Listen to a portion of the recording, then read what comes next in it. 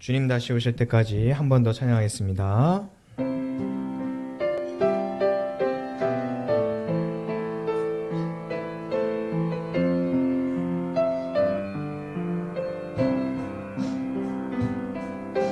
주님 다시 오시 마태복음 25장 1절에서 13절 말씀입니다. 마태복음 25장 1절에서 13절 저와 여러분이 한 절씩 교독하겠습니다. 그때 천국은 마치 등을 들고 신랑을 맞으러 간 열 처녀와 같다 하리니 미련한 자들은 등을 가지되 기름을 가지지 아니하고 신랑이 더디 오므로 다 졸며 잘세. 이에 그 처녀들이 다 일어나 등을 준비할세.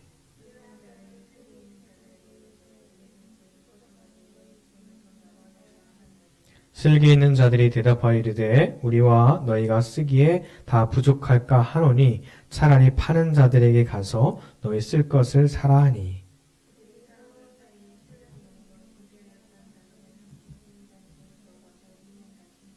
그 후에 남은 처녀들이 와서 이르되 주여 주여 우리에게 열어주소서.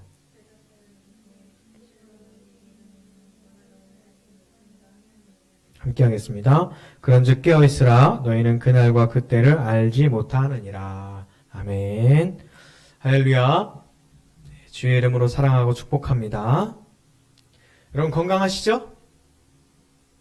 네, 아프신 분도 계실 수도 있고 잘 지내시기를 바랍니다. 주님의 이름으로 평안하기를 주의 이름으로 축원합니다. 네, 올 2020년에 코로나로 인해서 하던 일, 행사, 계획, 이런 것들이 많이 연기도 되고 취소도 됐어요. 혼란 속에 1년이 지나가고 있었는데 또 변화를 또 맞이를 하고 있고요.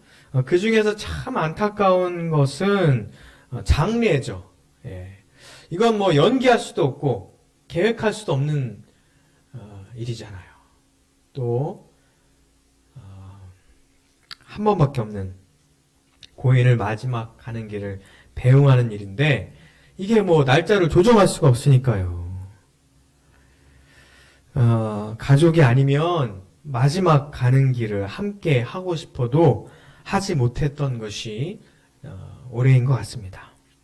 그리고 또 하나 그거보다는 조금 괜찮지만 그래도 좀 안타까운 것은 결혼식입니다. 사회적 거리두기 강화되었을 때 결혼식이 계속 취소되고 연기되었었죠. 최대 50명 이렇게 인원을 제한하기도 하고 식사 제공도 안 되고 이게 또 언제 풀릴지 모르니까 최소한의 인원으로 결혼식을 치르기도 했던 사람들도 있습니다.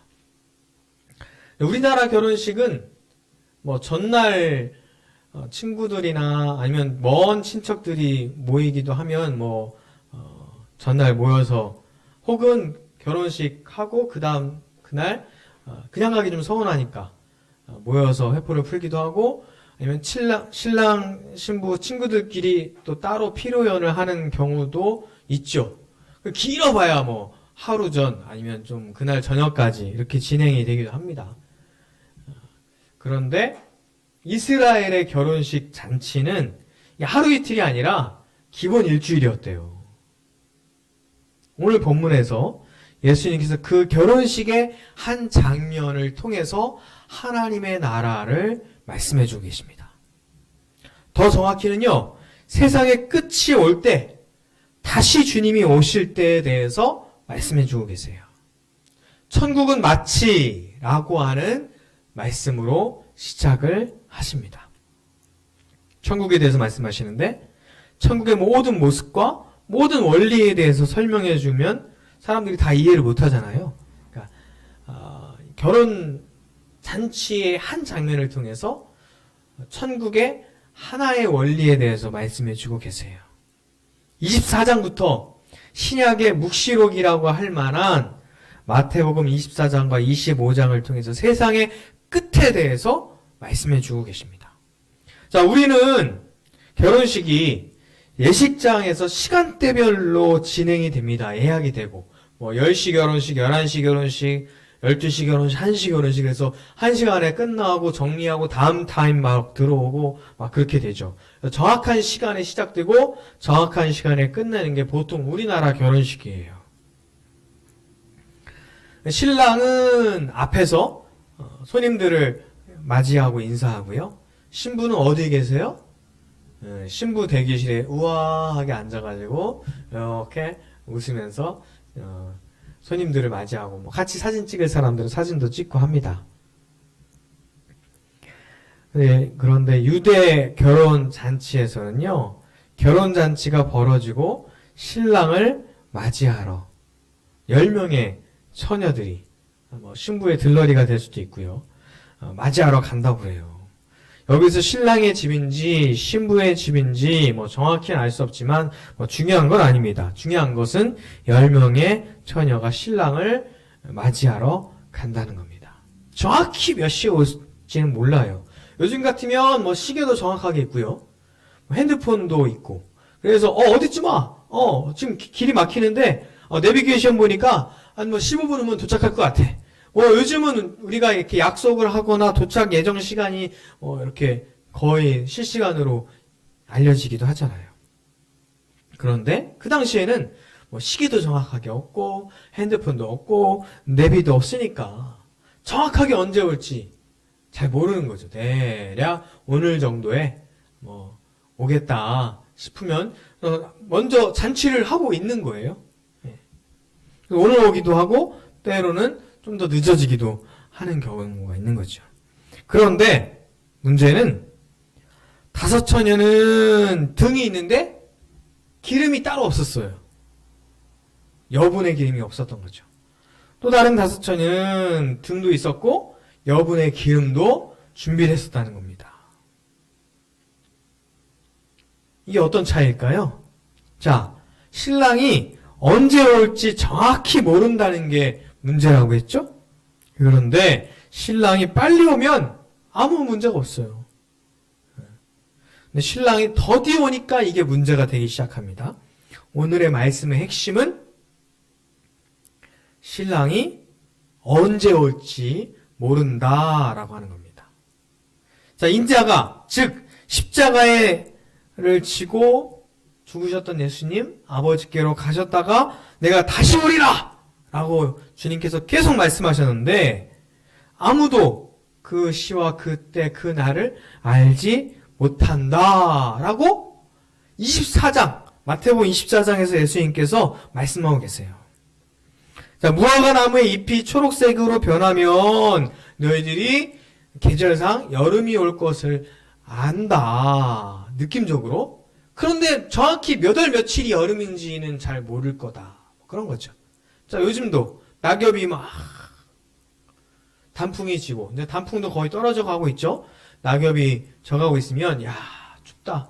겨울이 오겠구나 싶은데 정확히 몇 월 며칠 몇 시가 겨울인지 우리는 정확히는 알 수 없잖아요. 아, 추워지고 있다. 겨울이 오고 있다. 뭐 이런 느낌은 알 수 있는 거죠. 마찬가지로요. 주님이 오실 때, 오실 것 같은데, 오시고 계신 것 같은데, 정확히 어떤 날짜 몇 시에 오신다는 것은 모른다는 거예요. 자, 마태복음 24장 36절 같이 읽겠습니다. 그러나 그 날과 그 때는 아무도 모르나니 하늘의 천사들도 아들도 모르고 오직 아버지만 아시느니라. 아멘. 천사도 모르고요. 아들도 몰라요. 오직 아버지만 아신답니다. 자, 노아의 홍수 때 예를 들면서 말씀하고 계세요. 자, 노아가 산 위에 배를 지으면서 하나님의 심판의 때를 사람들에게 이야기를 했습니다. 그런데 이때 이게 수년이 걸리는 것이 아니라 몇십 년이 걸렸어요. 아주 오랜 시간이 걸렸죠. 대홍수가 오기 전에 노아가 배에 오르기 전까지 사람들은 믿지 않았어요. 그냥 자기가 살던 대로 그냥 죄 짓던 대로 그냥 살았어요. 그러다가 노아가 배에 오르고 문이 닫히고 비가 막 오기 시작하는데 그때 그들이 야 이제 죽는구나 막 그러면서 막 죽어가고 있는 거예요. 물로 심판하실 때. 아무도 그날과 그때를 알지 못했지만 그냥 그때는 임하는 겁니다. 그리고 밭에서 함께 일하던 사람들을 이야기합니다. 밭에서 함께 일하고 있었어요. 그런데 그때를 모르니까 함께 일하다가 한 사람은 들려지고 한 사람은 그대로 남아있는 거죠. 심지어 맷돌을 돌리면 두 사람이 함께 돌리는 거예요. 그런데 함께 돌리다가 한 사람은 남겨지고 한 사람은 선택받아서 올라가는 거죠. 그 정도로 언제 오실지는 아무도 모른다는 거예요. 자, 그렇다고 해서 종말의 때를 대비하면서 노아의 사람들이 모든 하던 일을 그만두고 다 배를 만들면 돼요, 안 돼요? 그럴 필요는 없는 거죠. 배를 만드는 사명은 노아에게 하나님께서 주신 거예요. 대홍수 심판 때 배를 만드는 일이 노아의 일이었던 것처럼 밭에 나가서 일하던 그리고 맷돌을 일하던 사람들 다 각자 그것이 자기가 종말의 때까지 그들이 해야 될 일이었다는 거죠. 그리고 인자가 오실 때 밭에서 일하다가 혹은 맷돌을 돌리다가 같은 일을 하다가 한 사람은 선택받고 한 사람은 남겨지니 그 일을 하느냐? 그 일을 그만두느냐? 이건 중요하지 않다는 겁니다. 그러면 자, 종말의 때라고 해서 세상의 일을 다 그만두고 기도원 혹은 특정 장소에 모여가지고 그 날을 대비하면서 그 날을 위해서 막 예배하고 막 준비하고 그러면 무조건 다 사이비예요. 기독교 사이비 중에 사이비를 아주 쉽게 구별할 수 있는 방법 중에 하나가 바로 이겁니다. 예수님이 다시 오실 그때 그 날을 정확히 이야기하거나 세상 모든 일을 다 때려치고 모여서 우리 종말의 때를 예배하자 그러면 그 말이 나오는 즉시 이게 사이비구나. 이게 가짜구나. 왜냐하면 마태복음에서 예수님께서 분명히 천사도 모르고 아들도 모른다고 하셨기 때문이죠. 지금 하는 일을 다 그만두고 다 재산 바치고 너의 모든 일을 다 포기하고 이 장소에 모여가지고 그날을 준비하고 그러면 여러분 진짜 가짜인 줄 아시고 오직 그날을 아시는 분은 하나님 아버지밖에 없다라고 믿으시기를 바랍니다. 그런데요, 문제는 제자들이요, 이 정도면 오시겠지라고 하던 때가 지나고 또 지나고 또 지나고 한참 지나는데도 주님은 다시 오시지 않는 거예요. 10분 후에 올 거야 라고 했으면 10분 후에 안 오신다면 1시간을 기다려도 약속 장소에 오시지 않는다면 약속한 사람이 문제겠죠. 그 약속이 문제죠.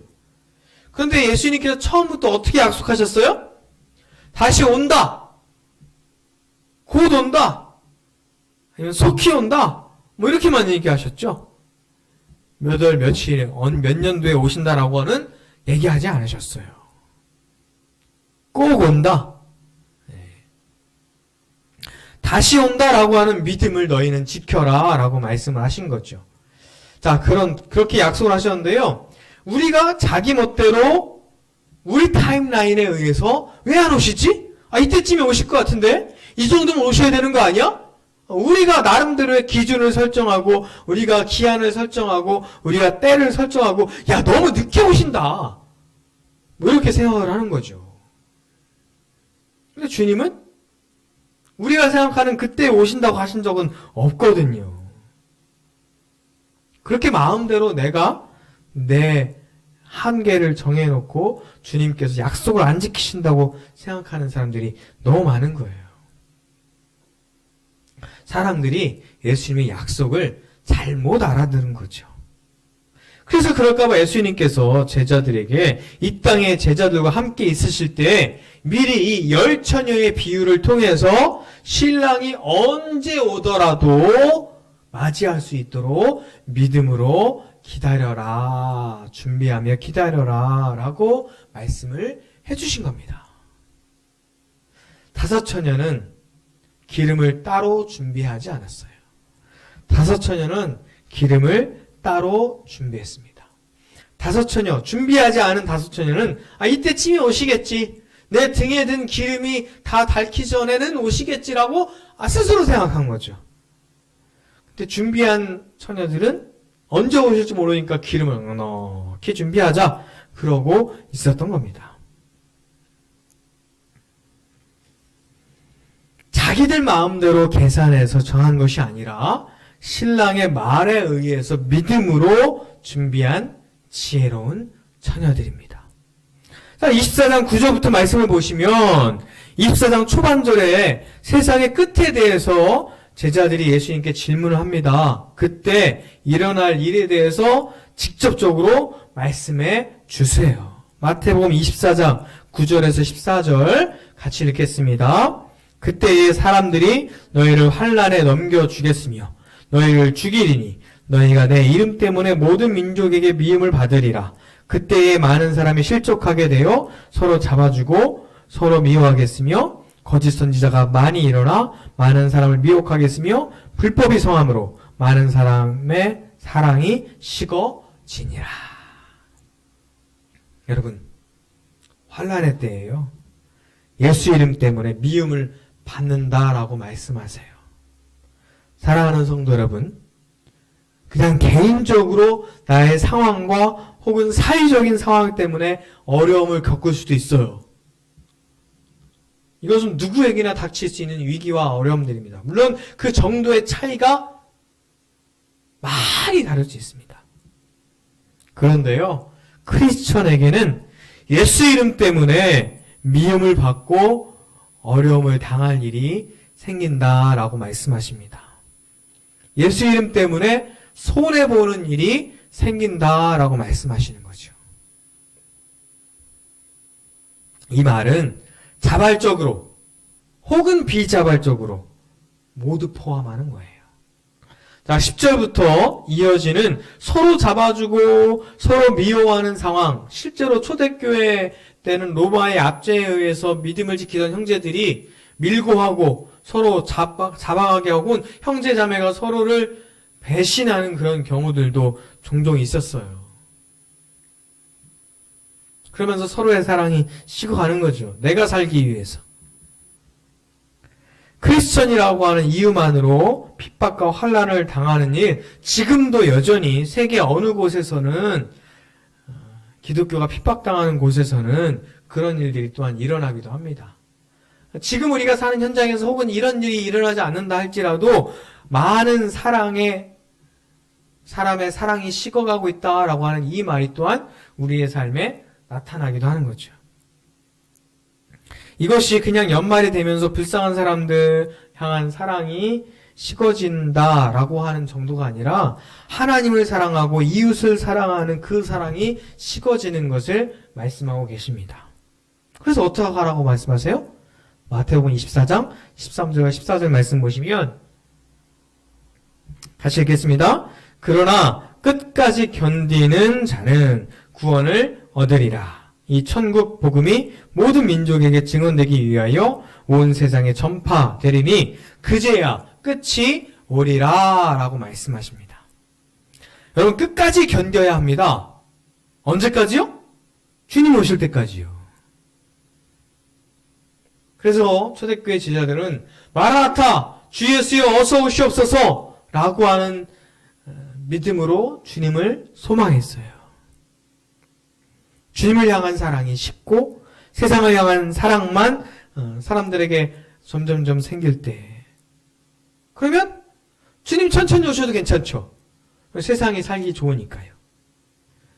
안 와도 좋죠. 마치 대홍수의 때에 그냥 잘 먹고 잘 살던 사람들과 마찬가지요. 그런데 주님을 정말 사랑하고 예수님의 이름 때문에 손해를 보고 핍박을 당하는 사람들은 주님이 빨리 오시면 좋겠죠.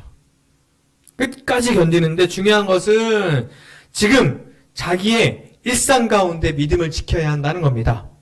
미련한 처녀들도 신랑을 맞을 등을 준비했어요. 그런데 지혜로운 처녀들은 등만 준비한 것이 아니라 기름까지 준비했다는 거죠. 그들이 하는 일을 했습니다. 둘 다 그들이 하는 일을 했어요. 밭에서 일하던 사람들도 자기들이 하는 일을 했어요. 맷돌을 돌리던 사람들도 자기들이 하는 일을 했어요. 겉으로는 알 수 없습니다. 평소에는 전혀 믿음으로 살지 않다가 예배 때나 수련회 때나 어떤 특정한 집회 때 믿음이 막 생기고 주님 다시 오시기를 소망하는 사람들도 있죠. 그때 오시면 좋겠지만 언제든 주님은 오실 수 있고 그때가 아니라 다른 때 오실 수도 있거든요. 자, 어떤 사람은요 평생 그냥 내 마음대로 살다가 죽기 전에 내가 회개하고 예수님 믿고 그때 그렇게 해서 천국 가면 되는 거 아닙니까? 라고 이야기하는 사람도 있을 거예요. 뭐 그럴 수도 있죠. 운 좋게 죽기 전에 주님을 영접해서 천국 갈 수도 있죠. 근데 문제는 뭐예요? 주님이 언제 오실지도 모르지만 내가 언제 죽을지 누가 알아요? 오늘 죽을지 내일 죽을지 아무도 모른다는 거거든요. 누구라도 말하진 않겠지만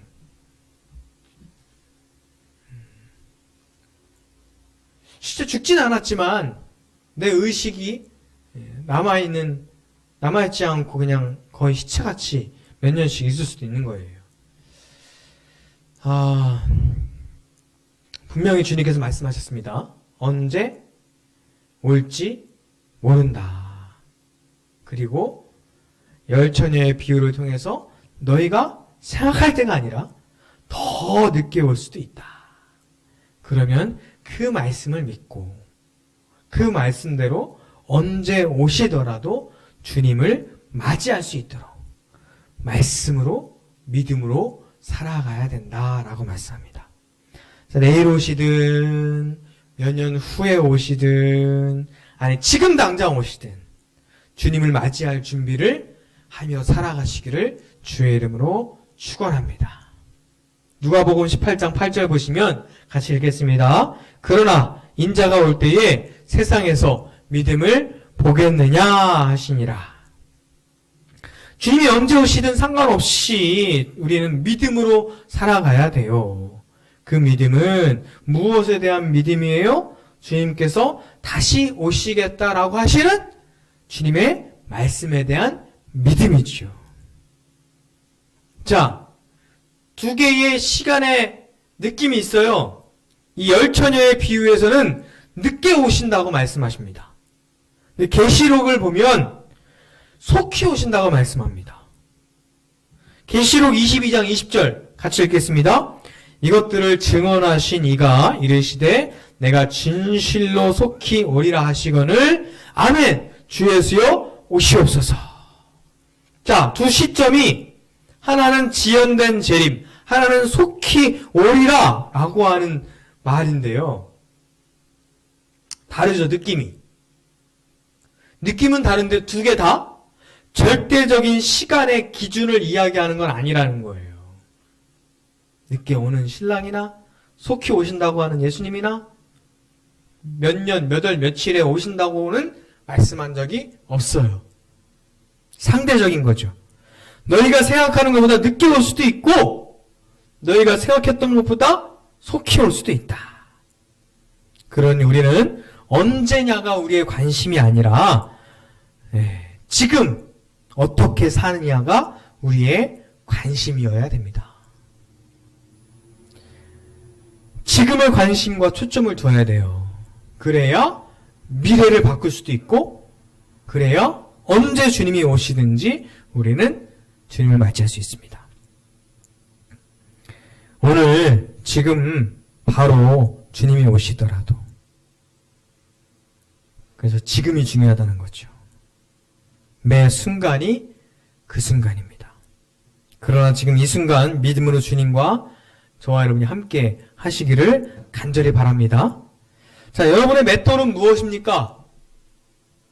여러분의 밭은 어디입니까?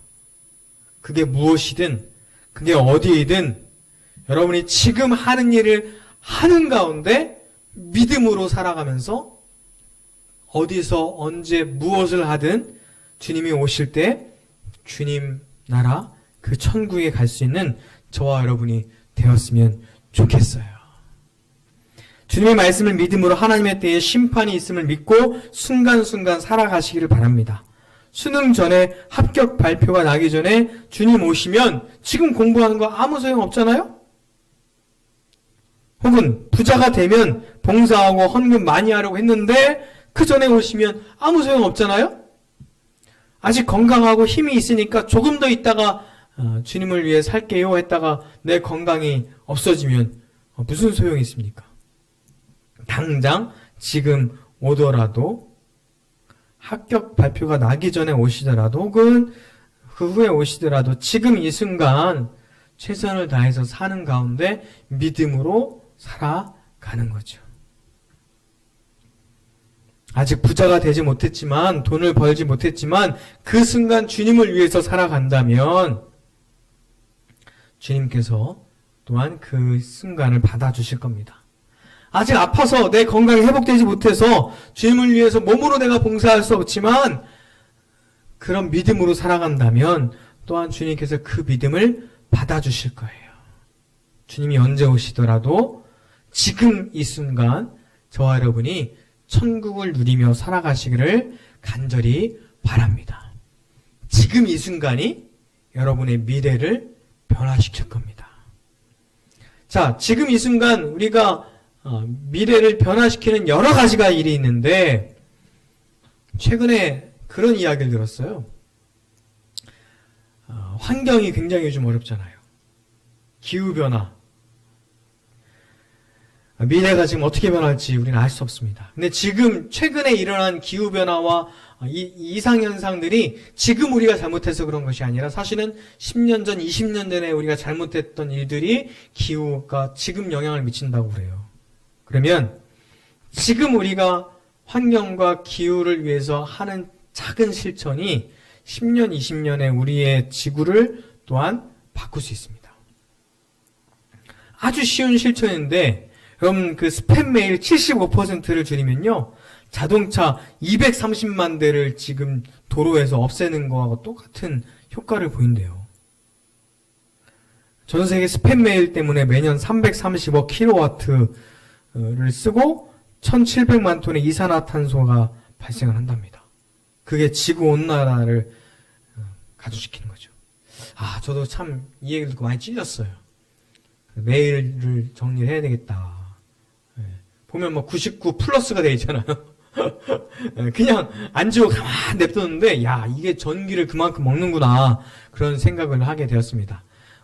이 이야기를 듣고 좀 정리 좀 했는데요. 더 정리해야 아직 멀었어요. 자, 사랑하는 성도 여러분, 언제 주님이 오실지 아무도 몰라요. 그러니까 그거에 관심 두지 마시고 언제 오시더라도 지금 오시더라도 지금 내 안에 내주하시는 성령님과 함께 천국을 누리는 저와 여러분 되었으면 좋겠습니다. 여러분의 하는 그 맷도이 무엇이든 여러분의 밭이 어디이든 공부하는 사람이건 일하던 사람이건 아니면 아파서 있는 그 현장이건 아니면 아픈 사람을 돌보는 그 현장이건 그곳이 어디이든지 밥을 하는 현장이건 혹은 그 밥을 먹는 현장이건 그 현장이 어디이든 무엇을 하든 것 주님이 언제 오시더라도 믿음으로 살아가기를 주의 이름으로 축원합니다. 기도하겠습니다. 사랑과 은혜 하나님, 주님께서 언제 오실지는 아무도 모릅니다. 그러나 지금 오시더라도 우리가 주님을 맞이할 수 있도록 믿음으로 살아가게 하여 주시옵소서. 맷돌을 돌리다가도 한 사람은 선택받고 한 사람은 남겨집니다. 밭에서 같이 일을 하다가도 어떤 사람은 선택받고 어떤 사람은 남겨집니다. 열처녀의 비유처럼 언제 오실지는 우리가 모르지만 언제 오시더라도 주님을 맞이할 수 있도록 믿음으로 살아가게 하시고 어디에서 어떤 일을 하며 살아가더라도 우리가 늘 하나님을 사랑하는 마음으로 살아가게 하여 주시옵소서.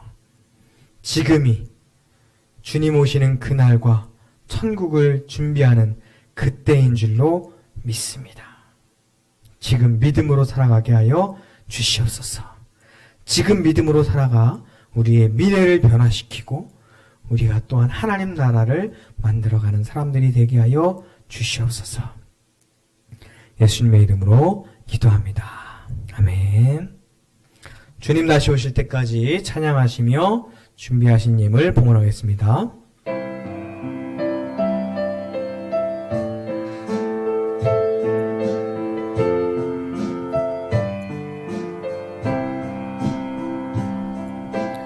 주님 다시 오실 때 왕이시라. 하나님 감사합니다. 오늘 주님을 사랑하는 마음으로 예물을 드렸습니다. 이 예물을 기뻐 받아 주시옵소서. 이 예물을 드린 손길들 하나님 그들의 삶을 기억하시고 그들의 마음을 기억하시며 그들의 정성을 받아 주시옵소서. 하나님 그들이 예물을 드리며 소원하며 기도한 기도의 제목들이 있습니다. 주의 뜻 가운데 이루어지게 하시고 그 기도의 제목이 이루어지는 가운데 하나님 영광 받아 주시옵소서.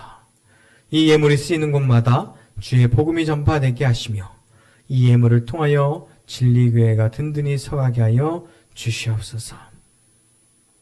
이제는 우리 주 예수 그리스도의 은혜와 하나님의 크신 사랑과 성령의 함께 하심이 오늘 예배를 드리는 모든 사람들에게 이제부터 영원토록 함께 하시기를 간절히 축원하옵나이다. 아멘.